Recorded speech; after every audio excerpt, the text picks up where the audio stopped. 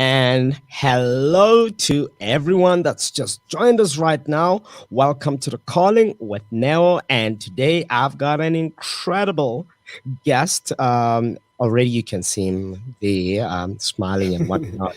All zhuzhed up. He doesn't look like he can speak on anything on spirituality. But hey, who knows?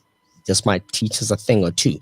So, welcome to episode 5 of The Calling with Neo, and we are very lucky to have Lita Boy, otherwise known around the spiritual realms and spaces and the work that he does in terms of that area of industry. He is known as Inzala Yelanga. Sometimes he's Ugogo Inzala Yelanga, and sometimes he's Mkulu Inzala Yelanga. So but, actually that's completely wrong. I mean, that's like, it's Mkulu Zalayelanga and Gogo Nkwenkwezi, which is quite ironic, Yeah. Very ironic. It's like, I've always wondered where these names come from, and why the need to be called Gogo Nomkulu. Do you know anything about that? Perhaps let's start it off there, because for me, that always fascinates me. It's kind of weird to be called a Gogo Nomkulu at times, It's like I'm having such a time myself, to be honest with you. I remember a few times when Ngise Peltreni or Sise Peltreni, and one of Abanya Batwasa, like my colleagues, would be like on some the Wilbo Kitanga corner, the feminine side came through. You were strutting your stuff, and you had gestures and whatnot. So can we call you Gogo for today? I'm not exactly, I cannot really tell you for sure how this comes through. Generally, people ask me, do we call you Mkulu or do we call you Gogo? And I generally respond to them by saying, whatever is comfortable with you. You feel like saying Gogo? Fine, go right ahead. You feel like saying Mkulu? Fine, let's go ahead. And how I've made,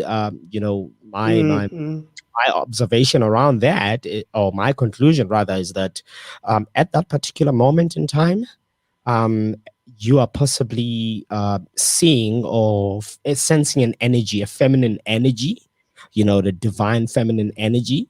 If your intuition is to call me Gogo, I've got no problem with that. If your intuition is to call me Kulu at that particular time, I figure that you're sensing a divine masculinity at energy around me. So that's my take on it.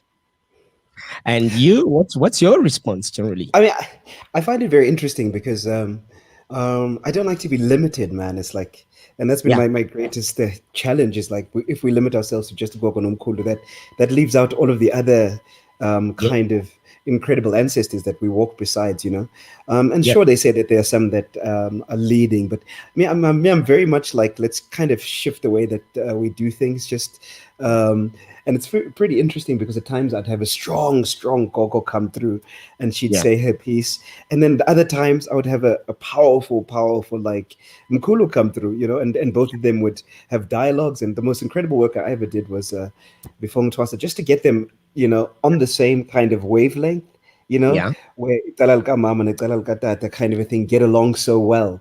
In other words, bayazwana, because before they used to just fight for positions and fight for what, Well, number one. Yeah, and it's like, but guys, there's enough space for everyone, so it's like, let's just chill out. And with that, I introduced today's discussion. Then our discussion today, Mkulu, focuses on a broad-based approach of ideologies on growing spiritually, as opposed to the usual typical ubungoma route that we see most people undertaking, most Black South Africans undertaking, and I would presume that this is the case throughout the whole of Africa. But however, we like to be global. We like to have a broad international perspective in terms of how different people, or how people approach their spiritual growth, or their spiritual journey, or their spiritual inquisition, for that matter. And You were the perfect person that I could think of, and to bring onto today's episode, whereby I've known you. I've even forgotten for how long we've known each other, but we've known Yeah, it's been a while. years, and something very few people don't know is that for me, you sparked the light or the fire that made me start taking things in the spiritual or spirituality a bit more serious Mm. than I used to, and you didn't push me into this. I remember your biggest question is when we first met, we spoke about ourselves and, what do you do, where do you come from, and so forth. And Yeah. all I knew at that particular time, this I found out as we were walking the streets of Limpopo, that Mm. apparently you're an actor, or you had been acting and whatnot, and I couldn't understand why people were running towards you. I thought they were running towards me. I was like, oh, I'm signing autographs and stuff like that. And Yeah. meanwhile, I'm into you, and you were so nonchalant about it. But in any case, now there's this actor now talking all things spirituality and whatnot, and he sort of like has put his acting career behind, in the back seat. And I got to learn a lot of things from you over the years, and I still continue to do that. But Mm. today for me, it's about I've seen you. Probably you had already undertaken a couple of different paths or approach to different ways of growing spiritually. But in the time that I've known you, I've seen you go to South America to go and explore spiritual ideologies and paths that are undertaken by those people. I've seen you Mm. undergo ugutwasa or initiation in different forms of Mm. spiritual awakening. And I know you as somebody who likes to have a broad international perspective or approach to solving a lot of different people's challenges who may come to you seeking for your assistance. And I always admire Mm. you went into the space with that global view that, what, I'm not just serving Black South Africans, I'm not just serving Africans, but I am equipping myself to be able to serve as many people as possible from all different kinds of backgrounds and cultures and all walks of life. Um, Mm. so, with that said, won't you just, tell us about yourself, a little bit of history, where you come from, and, jump right into it and just share with us what you've learned or what you've been exposed to before we go into the meat of things. Ah, okay. That's cool. Thank you so much for that beautiful intro, man. It's crazy. So I'll tell you a little bit about myself. I'm like a seeker, so in numerology, there's this whole idea around each number has a specific characteristic or trait. And for the Yeah. longest period of time, so I'm a number seven, and I've always believed that, I'm just thirsty for wisdom and knowledge, Mm, and I've sort of a couple of, I think it's about 10, 15 years ago, I made a decision that I'm going to dedicate the rest of my life to learning and growing, because if I don't learn and grow, then I'm just going to die pretty much, and a slow and painful death. So sort of signed a contract with my ancestors and my spirit guides that I'll constantly be seeking wisdom and knowledge.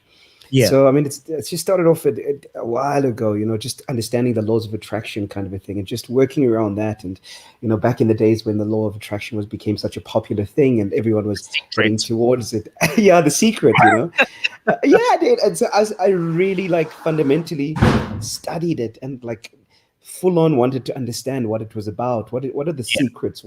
How does the universe react and act around certain situations? And and then I'd work with people as well and help them to understand that the thinking, think, feel, do kind of a thing. What you think, what you feel, what you do. And then I met various teachers along that path. Most of them were online because at the time I couldn't afford to travel to the States or whatever the case might be because I was still Yeah. a student, and YouTube became like my source of knowledge. You know, and then after that, I kind of left that behind me because there was this ideology around, the new age light workers thing, and everyone wanted to be light, but nobody understood the darkness, and you can't separate the two. So I went into a phase of studying the darkness, and when I say the darkness, I mean the shadow parts of yourself, the Yeah. parts that you ignore, the aspects that you suppress, because we always have to be nice, or we always have to be someone besides our authentic self, because society Yeah. conditions us to believe a certain way. So I studied that, and it was just amazing to go deep into the darkness and sit in the dark spaces within myself and just understand myself, and also the also the influences, spiritually and otherwise. I love that shadow work. It just was really powerful and transformational for me. Uh-huh. Then I moved on from that, and I decided, let's just extend a little bit more. And so I studied shamanism. Oh yeah. Yeah. Yeah, shamanism is just this core concept around, uh, the different kind of cultures from all over the world, you know, Yeah. who have similarities and different methodologies around connecting with spirit. So when I went to I think it was it Peru or something like that. I wanted to That's in study South and America, understand. right? Yeah, yeah, yeah. I mean, I was just I didn't do geography, bro. So like I'll always be checking that kind of stuff. yeah, dude, it's like, because I was just drawn to like study, and so I learned about plant medicines there. I learned about ayahuasca. I learned about mushrooms. I learned about various ways of connecting to spirits and the different teachers. And then I also learned about, the shamanic journeying, and this whole idea Mm, that you pick up a drum, yeah. and you just beat at it, and there's a Yeah. specific beat or rhythm that helps you to get into a subtle state of trance. It's very Yeah. easy. Anyone can do it, and you access the spiritual realms through that. And then I Yeah. learned about the different levels of the spirit realms. There's the middle world, the upper world, and the lower world. Of course, this is one cosmological approach, just one perspective. It's Yeah. not the right one or the wrong one. It's just one way of looking at it. And in the upper world is where all the ancestors, the angels, the archangels, the ascended masters, and all these incredible beings reside. And in the middle world is pretty much where we are. And in the underworld, you've got your spirit helpers, which are mostly your animals. Yeah. So I learned how to connect with those kinds of entities by virtue of just going into the rhythmatic drumbeat that takes you Yeah. into a trance-like state where you start opening yourself up to spirit, and spirit starts leading and guiding you. You know, Yeah. which is amazing, because I mean, I learned how to do things like animal retrievals for people in terms of helping them out. I learned recently, well, not recently, but I just had a recent client of mine where I had like removals, ubfemba, but not in your typical sangoma way. It's like you track by virtue of your dowsing or tracking with your finger, and then you pretty much remove the entities that are within the individual themselves, because um, there are fortunately dark forces within the dark spaces that you know are seeking homes, quote unquote. Sometimes you have Oh, people a that put host. them inside of you. Yeah, a host. Yeah. It's and I always say to people, like, it's the most interesting thing, because I've traveled those worlds, and I've seen these dark entities and dark um, forces. Mm. It's always important to understand that, just be compassionate towards them. you know Really? they're just Our first thought, let's be honest, our first thought is I want to stay away from anything that's bad. I want to stay away from the yeah, evil but thing. that's why you're attracted then. It's like, just I believe, like, there's a lot of bad and there's a lot of good. Yeah, but why are you judgmental? I mean, there's these Okay. entities and beings that exist just like we are entities and beings that are just trying to survive, just like we're trying to survive on a daily basis. Even in the dark spaces, they'll always find hosts within human beings whose power is very low. So Yeah. it's easy to be entered by one of these entities if your energies are low, if you're depressed or you're sad, because basically you're vulnerable, and your energy field and your auric field is much more susceptible to receiving these entities in your body. So it's important that we also understand the relationship between us and all of the rest of the spirit realms. I mean, if we And don't the do that, rest then involved. yeah. And there's a risk involved for sure. I mean, it is very dangerous at times, and it is very, but I don't know. For me, I'm just like, approach it with compassion, because it's Yeah. just an entity trying to survive, just like you are an entity trying to survive. Yeah. And you will be, they find a host, quote unquote, in the weakest and most vulnerable beings. And some of them are very dangerous and not cool to work around, and but they're very fascinating. It's very no, I don't know why, but I just enjoy working within that space lately, and just Yeah. finding out. compassionately listening and working with removing these entities and Yeah. understanding these entities. It's quite intense, you know. Well, And I'd like to ask you. I mean, like, while we're still on that, I'd like to ask you. I mean, that is a very broad, you know, ideologies, or a plethora of ideologies that you've been exposed to or that you have undertaken, around different parts of the world, right? And yeah, now yeah. here I am, I'm sitting and I'm saying, look, you know, you had already undergone so much and you were already doing so much in terms of internationally with clients that you have internationally and clients locally. And for me, there were already a diverse background of people with different races, different ideologies, different thinking, Yeah, yeah, yeah. environments, you know. And for me, it's like, this guy is like right there, you know. Anybody can come and he can then be able to help them navigate or solve whatever challenges that they may be experiencing in their lives. You know, through tapping into his knowledge or and his experiences that he's acquired over the years, you know, spiritually. But then, I mean, for me, it was a shocker when all of a sudden you went in to go and do the African trip, uh, and then you must get a name, Umkuru, and so forth. And it's like this guy doesn't need to do that. He's already got so much under his belt. He already understands so much, and this I'll stuff that he wants to do. And like right now, you know, he's kind of like a snob, and like we can relate very well. He understands me, all his clients, and when he speaks like shwaka and whatnot. I don't know I if like he, it, right? you know what I'm saying? And I'm like, what is this? What is it doing? But why was it important for you to go, you know, to also undergo that? So it's very interesting, you know. I love to tell this story, and it's quite funny because so I was doing a ceremony a while ago. I think it must have been 3 or 4 years ago, um, Yeah, and you know my ancestors came through quite strongly, and they were like, "We see you, you know, we see you. You're always going east." Because I spent some time studying some Eastern modalities and just understanding yeah, what those were. You're always going west, and yes, you're good, and we support you, you know, and that's great. You know, you're always going north. So I went to all of these different places. I mean, all around the world, and just seeking information and seeking wisdom. yeah. And then they're like, but you don't see us, you know, why don't you see us, you know? And I'm like, what do you mean? And then they were like, is it because we don't come to you all fancy and dressed? Because I was going in with the feathers and the crazy things and the incense, and it's like, you know, because that was the modalities that I was kind of exposed to a lot. And then they were like, if you want us to actually dress up and be that, we can. Oh yeah, And then I was like, no, no, no, let's just be simple because I kind of like simplicity. And then yeah. this Mkulus sat me down underneath a tree. And he's like, well, you know, Is don't this like in forget, a vision? You're currently having a full vision. on, full on Yeah, vision, bro. But it's like, right, because it's in a ceremony. It was a plant medicine ceremony. I can't remember which one it was. But they're talking to me, and they're telling me that, listen, guy, you are going everywhere, but you're yeah, not coming back home. So it's important for you to realize that we also have things to teach you, you know, wow, and don't neglect us, you know, because it feels like you don't see us, you know. And we're not saying don't go out and learn, because one of the things that they also said was we support you because your journey will be about integrating the north, the east, the south, and the west, you know. But it's important for you to come home now, you yeah. know.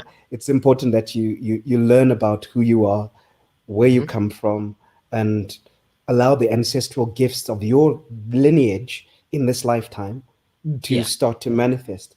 And I sat there and I looked at this guy. I was like, yo, that's some crazy stuff, you know. And the funny thing is, I never say no when they ask of me. I'm like an idiot when it comes to these guys. When they say turn right, I turn right and I run, you know, because it just feels right. I submit and I surrender. I have no fear yeah, around it, you know. So when he said that, I was like, okay, cool. So now what is the plan of action? You know, like what do we do? You know, and then a couple of months later, I went to Babkhanya, and you know, and they came up and they were like, yeah, well, this is the person that's going to take you through the journey, you know, because I wasn't going to rush it as well. I realized that, you know, yeah, everything has its time. So that's the only reason I think that they were like, if you're going to talk about holistic, because I'd like to have a holistic practice, Yeah. and that's what I'm working on consistently. Is like, let's be holistic in our approach. You can't Yeah. miss out on who you are and why you're born in this lifetime as a Black South African Xhosa man. You know, Yeah. it's important to always come back home Yeah. and learn from home and accept who you are. Sure, you can still go out there. I mean, learn different modalities of connecting, teach different modalities of connecting, but there'll always be medicine that is missing within your medicine bag if you don't Yeah. do this.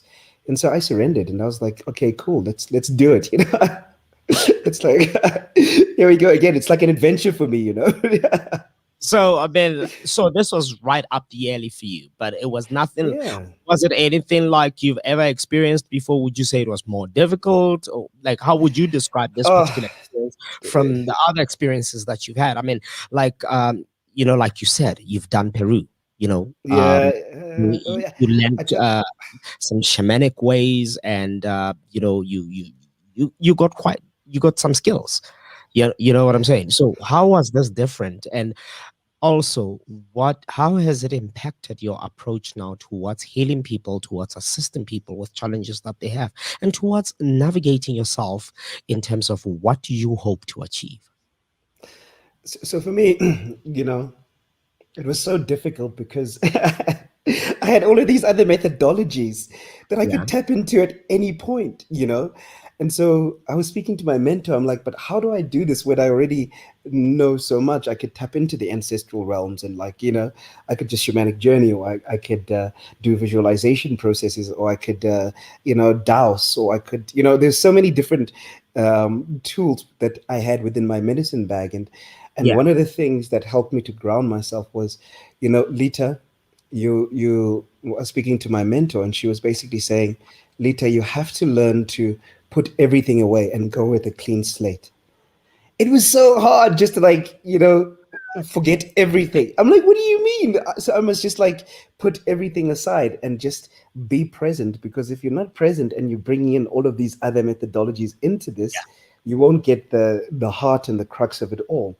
So I really, really struggled with that. I mean, it was harder for me because I had to basically shut down everything. And then I went to my guides, and I was like, okay, guys, so what do I do now? Because I mean, it's kind of crazy because I want to do this, of course, but at the same time, I've got all this knowledge and wisdom that you've given me. Oh, just And a what? quick one there. Can we just Yeah, give some acknowledgement to Jeanette Lewis, who's watching yeah. Florida? Hi, Jeanette. Thank you for tuning in. Really, Hey, really Jeanette. appreciate you tuning in. All right. Zala, you want to say something later? Say something. Hey, what's up? It's good to see you. Well, thanks for joining. This is a very random day, random conversation. So, before I interjected there, please carry on. Yeah. No, so for me it was like I had to let go of everything. And I remember I Yeah. went up to my guides before I went in, and I asked him, I was like, okay, so how are we gonna do this, And it's almost as if they sat me down again, and they were like, okay, so what we're gonna do is we're gonna take down, you know, everything. In other words, we will remove ourselves for this period so that you Yeah. can learn to immerse yourself, because I was working with angels and ancestral guides, and not ancestral guides, but a lot of ascended masters and all these different entities, and they were like, well, for this period, we will allow you to go through this process so that you can have a deeper understanding of the ancestral realms. You already know about it, but it's not as deep as it should be. So we want you Mm. to take the time to master this, just like you've taken the time to master our other aspects, So that was hard for me. And then I just came in there like 0, 0, 0, which was the best thing to do. And one of the hardest things to do is basically to just to remove everything and come Yeah. with an emptiness. I think most human beings have a hard time letting go of who they are, where they are, and submitting and surrendering and humbling themselves to a new process. Nah. Yeah. So And it was crazy. So it was difficult for me because I was like, but I can do all this stuff and I could cheat, I could just like go, So especially when and, it, and cheat your way through the process. yeah, but then that wouldn't really help me to deepen my Yeah, connection with my ancestors and you know, so it was very, very difficult for me because I had to learn to let go and learn to, you know, go back to grade 00, grade R, or the base level. that can be And very difficult. I can oh, imagine. it's the most difficult thing ever, man. It's like, what do you mean? But and I'm like, I'd listen to my Coella sometimes. I'm like, but I know this. Like, But now here's the thing: is I'd like to like just bring us back. I mean, very important question that comes from Jeanette. We've got a lot of ideologies, religious backgrounds or beliefs, right? Belief system, and yeah, you and I have had a lot of conversations, and I think even though we disagree so many times on so many things, but the one thing that I've always found us agreeing on was that nobody's wrong. You know, yeah, no, yeah, no, I can't say Christianity is not wrong. Judaism is not wrong. yeah, Islam is nothing. not wrong. Muslim is not wrong. We just have, to find our own way that works for us. Uh, Absolutely, yeah, yeah, this is brought about by Janet. And then she's like, I'm learning how to tap into the spiritual realm of God. And I would assume, at first assumption is like God, Christianity, you know what I'm saying? yeah, And yeah, yeah. we have a lot of people saying, look, I've got this thing, but I'm a Christian, but I'm seeking a deeper connection with my God, if you know what I Mm, mean. mm, And mm, find that a lot of Christians, they end up being dismayed. I'm not saying all of them, but they end up saying, you know what, I'm going to try a different religion because this one is not working, because there doesn't seem to be I cannot seem to establish a deep spiritual bond according to the ideology or according to the doctrine of the religion. you know yeah, uh, yeah. I guess maybe what I'm trying to get to, and hopefully we can assist Janet here. How would somebody who's already in a particular religion, and is not looking to leave that religion because they've found so much good in it, and the idea is not to convince anybody to leave wherever they are if they've found joy in that, but how can somebody strengthen and deepen their ability to connect at a level that feels more deeper and energetic and more consistent? Mm, mm. Can you give some advice around that? Look, for me, I always say, let's not complicate things. I like to simplify the whole spiritual the ideology of spirituality. You want to call it religion, you want to call it whatever. The whole Yeah, idea of connecting to a higher source. yeah. Start with what you know, Mm-hmm. and be open to receive more that will come your way. That's it. So if you started off with prayers at specific times, then Yeah, keep doing that. You can divorce yourself from the indoctrination of that specific religion because it doesn't sit well with you and well with your heart. But the yeah, methodologies that they take in terms of things like the prayer, like the fasting, like the reading the Bible, whatever it might be. If that's worked for you so far, continue yeah, doing that, but add to the prayers different ways of connecting. Different ways of being, and then you'll notice over a period of time. You'll find people that will just show up randomly that are yeah, similar to you, that had a similar journey to you, because that's just how it works. The more you deepen yourself into one form, yeah, the more, and then keep an open heart and an open mind, the more that you'll find opportunities for other ways of connecting. And then because for me, Christianity was a played a big role in my life, and I still yeah, lean into. I have no issues with that. I have no issues with that. It served me for a specific period, the way that it was done. But I still yeah, hold on to the idea of praying. I still hold on to the idea of reading the Bible because it worked for me. And I used to feel God like right there, as I was praying. It's like this deep, you know, coming downness of energy, of spirit. And I could feel angels all around me. So I'm not going to mm, let go of that, because oh, that's an imperative part of who I am. And then I'm yeah, open. Then I open myself up to other potentialities. In other words, like are there any other ways?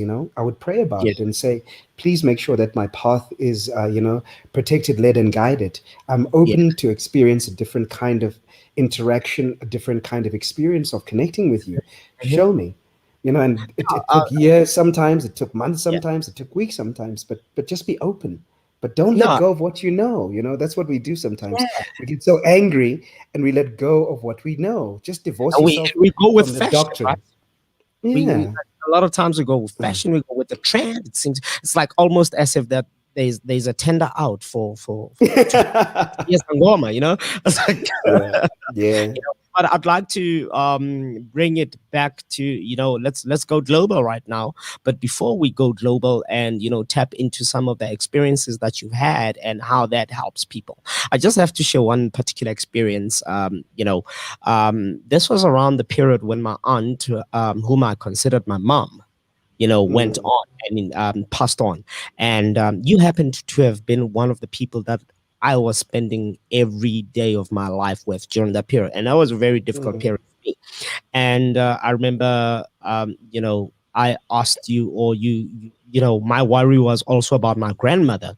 And I was like, hey, dude, I'm worried about this and so forth. And that's mm, when you told me about the work that you do for people who would like to find out whether their dearly departed ones are okay, how they are doing and so forth. And you didn't necessarily go and check up on my aunt, but what you did is you said, look, I'd go that side. Give me names of dearly departed people that you'd like to get a message from or to know, and we'll see who reveals themselves to me. And mm, for me, when you came back, and I didn't give you descriptions, right? You came back and you described someone, and the person that you described was not my aunt, lo and behold. But I looked at the description and I was like, and there was one particular thing that you mentioned about, when you were describing this person that you came across, yeah, who's yeah. my family lineage. And there was one particular thing that was unique to her, right? And the minute you mentioned that, I was like, oh my goodness, there's this particular person, and she's Mm, very, very important to me. And you had a lovely message for me from her. You yeah, know what? yeah, yeah, yeah. And I remember that. and and and I remember when you said to me, dude, you can actually do this yourself. You don't need me. And I'm not saying give your trade secrets away, right? All I'm simply just asking is, what does something like that look like? Exactly, what are you exactly doing? To be able to tap in like that, and technology is so advanced. I always say that there's nothing under the sun that is going to impress black knowledge, because we've been having it as Africans Mm, in terms of, mm, you talk about communicating now. Technology is all about communication, among other things, but the biggest breakthroughs have been around being able to call anywhere around the world at any given time. And I'm like, absolutely, yeah. but we've been doing that in Africa, with our indigenous knowledge. Not only have we been doing that, but now I know people like yourselves that are even speaking or are able to communicate with dearly departed. How does one create that type of channel? What kind of spirituality or awakening is that? So I mean, in my learnings, I've found that there's two methodologies, right? And I mean, we could do it at any moment, and it's easy for me to say maybe because I've been working at it for a very long period of time. So Yeah. there's one way where I, as the healer, would go in and do it for you, and I would just basically tap into my spirit guides and my helpers. I'd find the people within the spirit realms, because you can.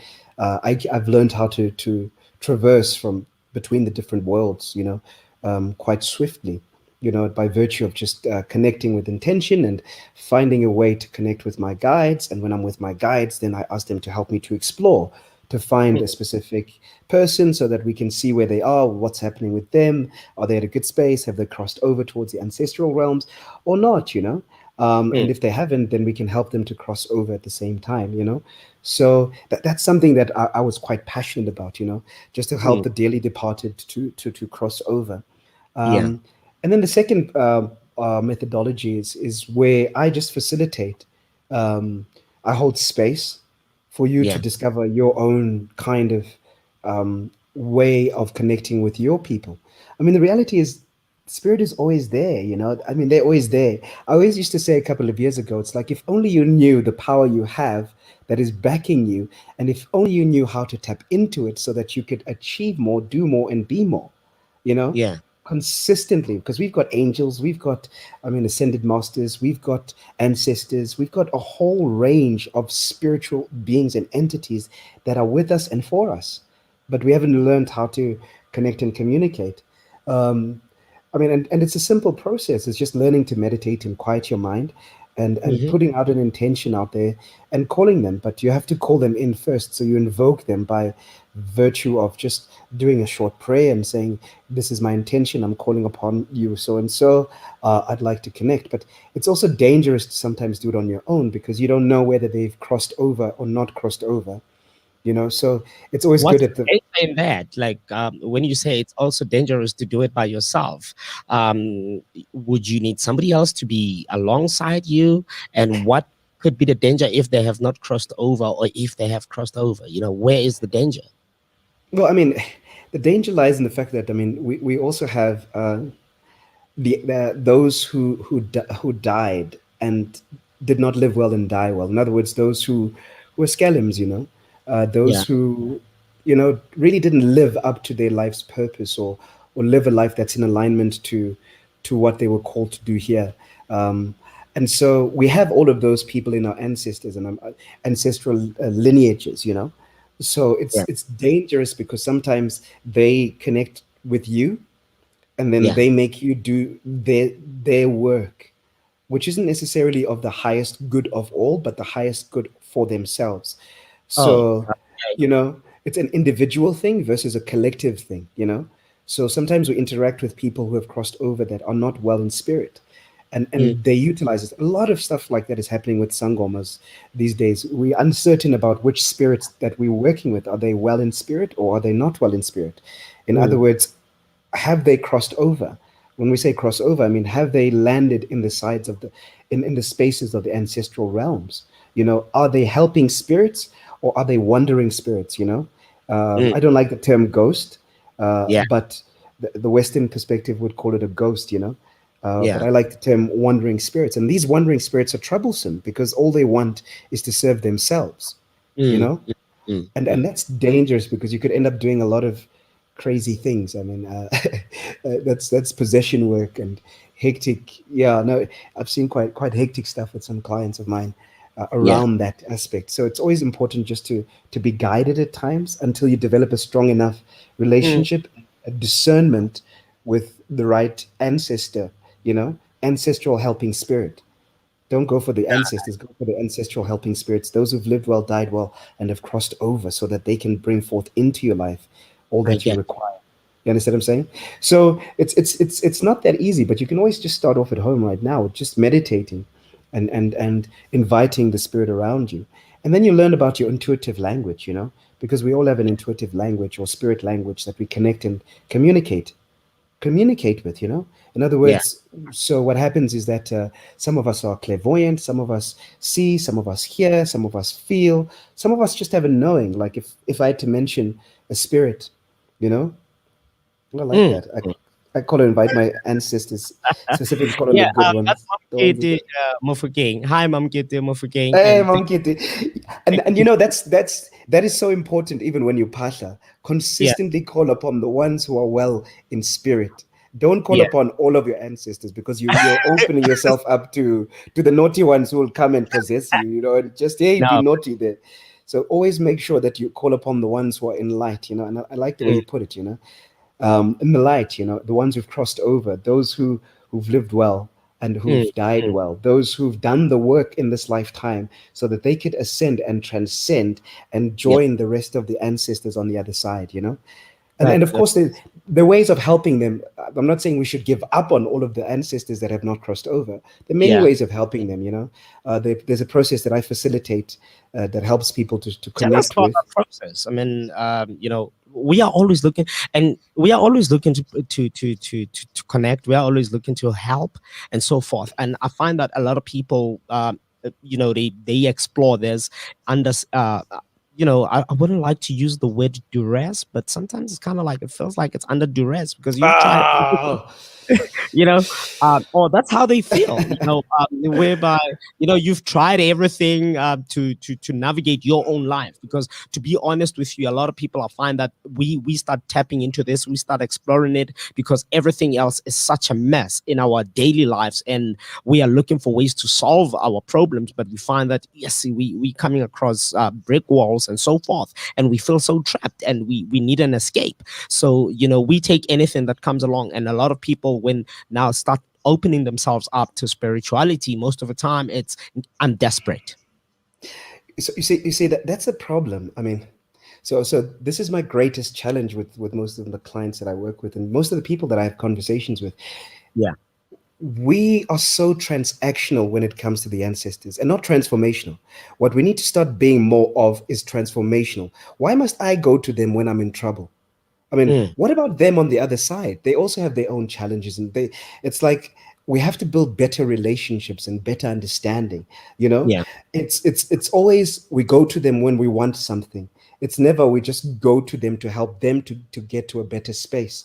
You know, like I said, we need to help the ones that are not well as well in spirit to cross over. You know, Mm, why can't the intention be to be of service to them versus them serving us consistently? You know, mm, mm, we mm. always want to take.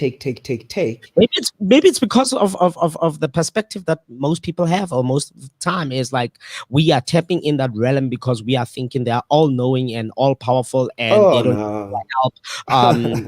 They have all the help and I couldn't possibly do anything for them besides like, yeah, like I've been told I must slaughter, Ye- or I've been told I must ban no. incense, depending, which doctrine that you come from or religious belief you come from. And that makes sense. And I understand that. But at the same time, you know what the greatest thing you can do for your ancestors is? Yeah. Heal yourself. Work on you. Um, Mm, develop, understand the different generational or uh, genealogical genetic patterns that exist within your family lineage. yeah. So for me, it's a communication. I saw that there was a massive breakdown of communication in my family line. And then there was trauma around belief systems around, and I had to, before I could even go to them, I had to make sure that I was working on me, Yeah. because too many people run to the spirit and then you get there and then you become all powerful, but you're a broken mess, you know? You can't go to them as a broken mess. But also understand you are meant to be a broken mess so that you can fix your life, so that you can help them as well. Because when you heal them. That's the easiest way to be Oh, transformational. Heal yeah. yourself, you will be able to heal them. And the rewards are just bountiful.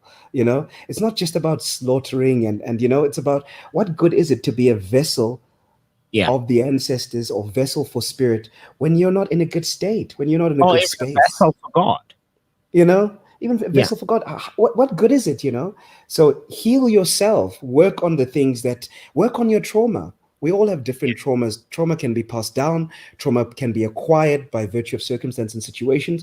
Heal your Mhm. trauma, because when you heal your trauma, you're releasing the ancestors who dealt with the same patterns of Yeah. trauma, who dealt with the same things, and it stops with you. You become the roadblock for transformation and change, you know? So for Well, me, yeah. no, no, no. I was like, yes, I'm listening. I just wanted to just throw in another direction there because I see we're about to run out of time, and I really like. I would love to have you back on the show, and I'd love for us to delve into other things, but we still have a bit of time. We've got like about 15 minutes. Let's try and make it worthwhile. So I'd like to know, what was your greatest take when you were in Peru? And exactly what did you take from there and how are you applying it today as somebody that is a spiritual healer, somebody that's knowledgeable? and so forth. And that's one question. Another question from Mam Gate is, what happens to those that commit suicide? How do we help Oh, them that's a cross good. over? You know, That's a good one. and for That's a me, good one. that's very, very important. And because of the knowledge that I have around suicide in terms of the consequences of it in the afterlife, it's probably one of the reasons I never went through with suicide. I have Mm, had suicidal thoughts because of life's challenges, and sometimes it's just so overwhelming. And it looks like the only better option I could take was taking my own life. But as I walked into this journey and I started learning the things that I was learning, and I was starting to be exposed to, realms that were beyond what I'm used to, which is the physical, one of the biggest takes was seeing the consequences of suicide. So yeah, just to reiterate that question, you can see it on the screen. Mama get this question: what happens to those that commit suicide? How do we help them cross over? But before that, to just give us your take on Peru experience, biggest thing, and how are you applying it today? So for me, one of the greatest things in all my travels, in all of my learnings, in all of my different, cosmologies that I've tapped into, is the beauty of the similarity of it all. Yeah, It's like I love the fact that, for instance, in in South America, or in the shamanic circles, we would yeah, call removing entities is called extraction. So it's yeah, called extraction, but in in our native cosmology, to Abantu, ubungoma, we call it ukufemba. But it's the same so thing. removing entities. So you're talking about the same thing as exorcism. Exorcism, yeah, it's ukufemba basically, on Mm, different levels. Of course, there's different ways of approaching it, and so wherever I've traveled, I've always noticed that it's all one, man. It's like the spirits are very interesting, and it's all one. It's just one, called different names, yeah, approached differently, but it's like, hang on a second, this is an extraction. Oh, ukufemba. This is upotul. Oh, this is what it's called in this language. So it's been fun for me yeah, to look at the patterns that exist throughout it all, and to weave together the similarity. And the greatest thing that the God Creator is all about oneness, and to see the oneness within it all. How we might call it Ra, when now you call it Ramasedi, or whatever it might be. There's just mm, there's one approach. and yeah, and we call it different ways, but we approach it very differently. So that's what I learned from there. I learned to see the patterns within the east, within the north, within the south, and then I learned to understand the different approaches, because it's very culturally specific. yeah, Whereas we would have, I mean, in this Xhosa, for instance, so we have those grandmothers that do pipe ceremonies, which is consistently, but they just yeah, smoke those yeah, pipes. And in South America, what they do a lot is they do pipe ceremonies, which is similar to what Okoko Betu used to do. They used to yeah, sit there with those big, and so I just love to see the different ways and the different names. Tobacco is very important, and snuff is very important. So I just enjoyed making those patterns, seeing Guti, and it's so easy to get lost, in everything besides what you are, because that's what the world has taught us as Africans. We should be ashamed of who we are and what we possess, right? yeah. No, So true. for me, I just love to ground myself and say, okay, Bogogo na Bomkulu, just show me what it means from our perspective. What Yeah, what does that look like to help spirits to cross over, from our approach, and what were the ways that you guys used, mm, because I can do it in this cosmological approach, but what about yeah, our cosmological approach, and what do we do there, and what does that look like? And so constantly having dialogue with my ancestors, and they show me now that everything that I've ever done is to yeah. lead me to this point. Number one, and number two, there's beauty and similarity and synchronicity within all of the different approaches. Okay, I So that get you. that was a big one for me. Wow. And then Um, moving on, moving on to yeah. the question. Now moving on to Mama Gate, right? Because I don't want to miss anything really. Mama Gate asked a very pertinent question. What happens when what happens to, let's just put it across the screen so that our, viewers can see them. What happens to those that commit suicide? How do we help them cross over? Can we even help them? So for me, whenever I've gone into that in those spaces and tried to help people that have committed suicide, or helped people that have died in a very tragic manner. So what happens is that you get stuck, in the middle world, or in the between spaces. Yeah, Unfortunately, you in your mind would relive a pattern consistently on the other side, of course. yeah, So you'd be, because your vibrational energy was so low by the time that you crossed over, you couldn't meet up with your guides. You couldn't oh, meet up with your ancestral helping spirits, because you just couldn't see them, because you were in this fear state or panic state or sad state. Because when we want to cross over, we want to be in a high vibration, high frequency, so that we may be able to connect with our mm, guides who are waiting to help us to navigate that space on the other side, yeah, right? So I've seen a couple of people who've committed suicide on the other side, and when I made contact, there was this utter violent streak within them, mm, where, because they still have free will as well, on the other side, there was this utter violent streak within them that it didn't feel safe for me to help them just yet. So all I yeah, could do is ask my ancestral guides to speak to their ancestral guides, mm, or their guides, to help them to walk out of the space. And you leave the door open. It's like they're ready whenever you're ready, you know. yeah, Uh, and sometimes I'd have to go in a couple of times and check in, go in a couple of times and check in and build a relationship with them, check in until they're comfortable enough with me to be able to walk across, you but know. what And can I do for my, like, let's just take an example. What can I oh, do so, for so, my so cousin? you, What can I do for my cousin that's committed suicide? And I know nothing about tapping into the spiritual realm that you speak of, and going in there and meeting these guides and so forth.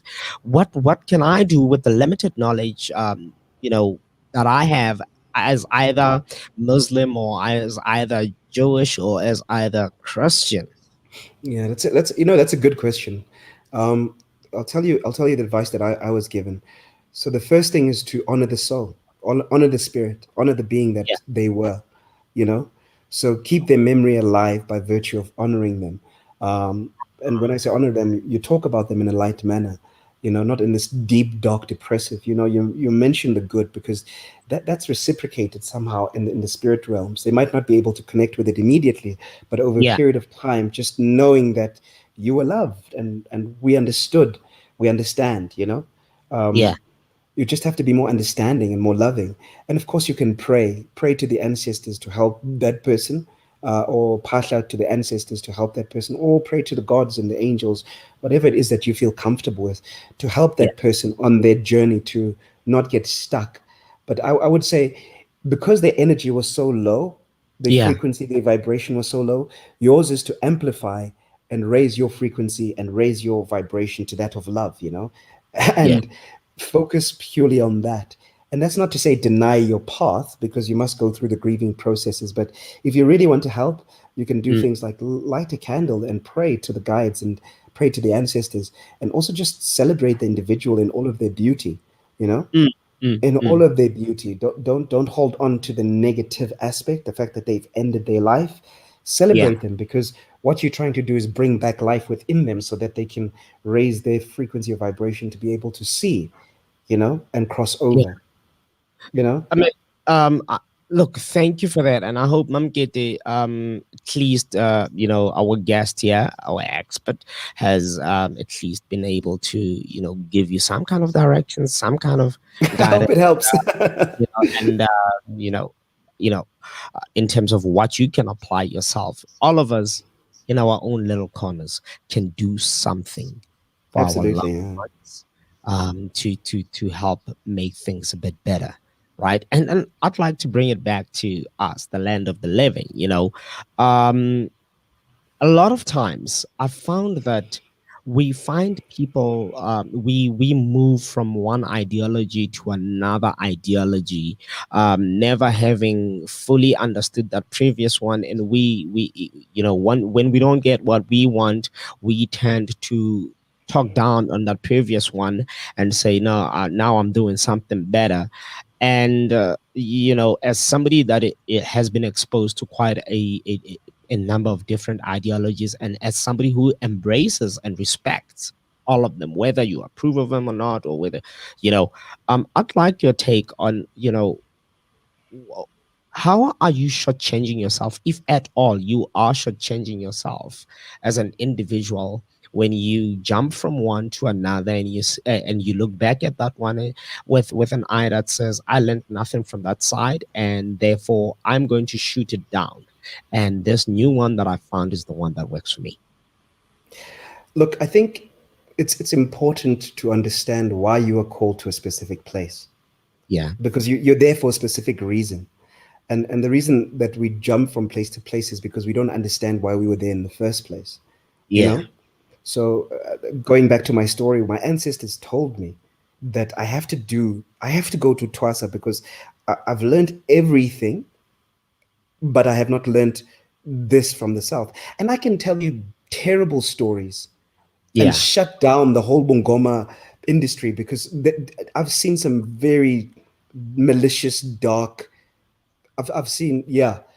So let's not go into that. But Yeah. the the beauty of it all is the fact that I'm humble enough to understand that I'm called here for a specific reason, and Yeah.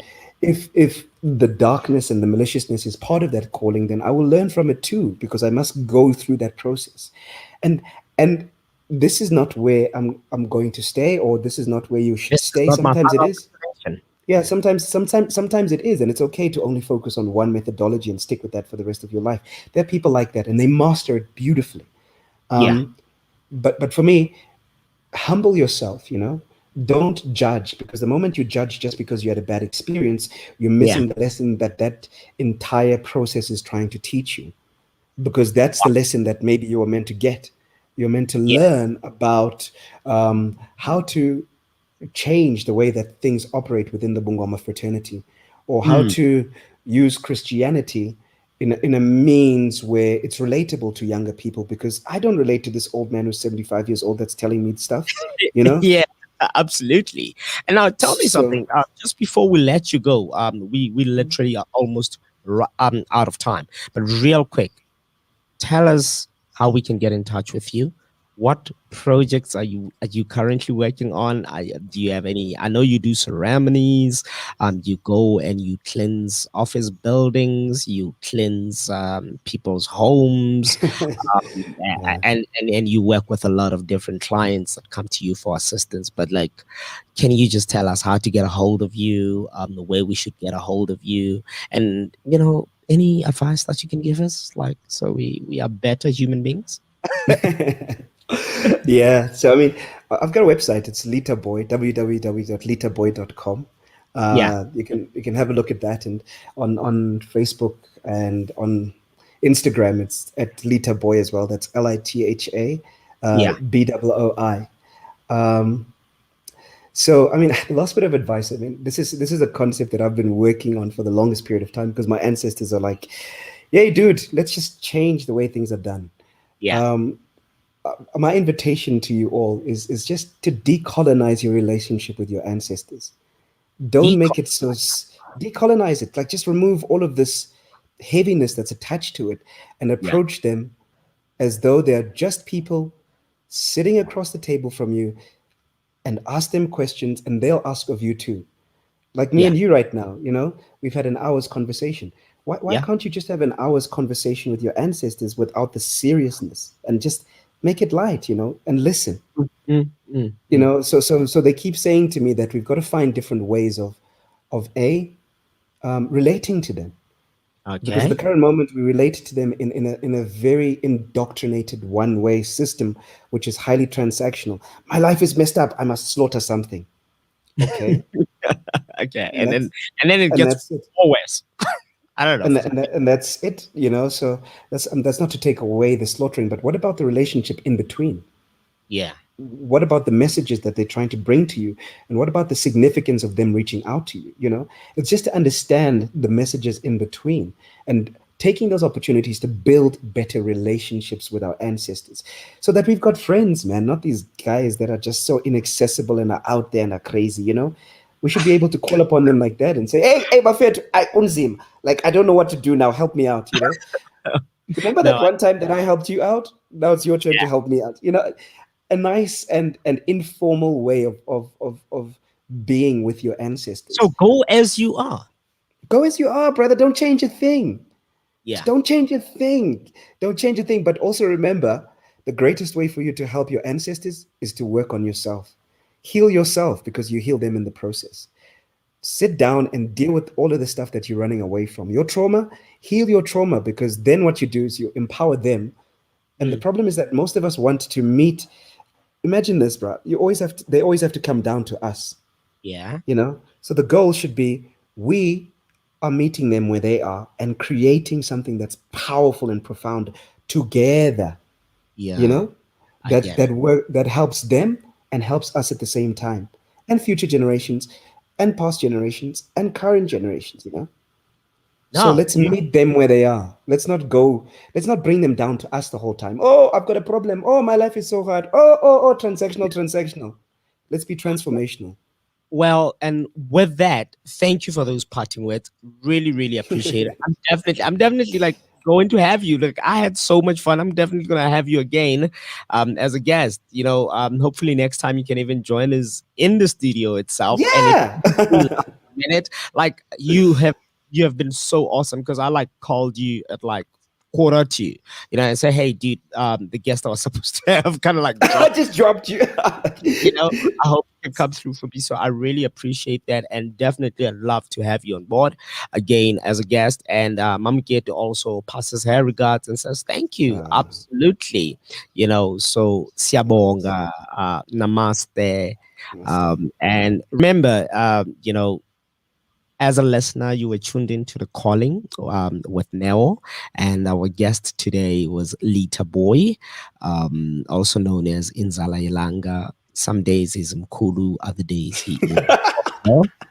And you know, Of course, the Ikizala. idea of this entire show is, we are trying to talk to you who all of a sudden has this curiosity. So this is for the spiritually and culturally curious individuals.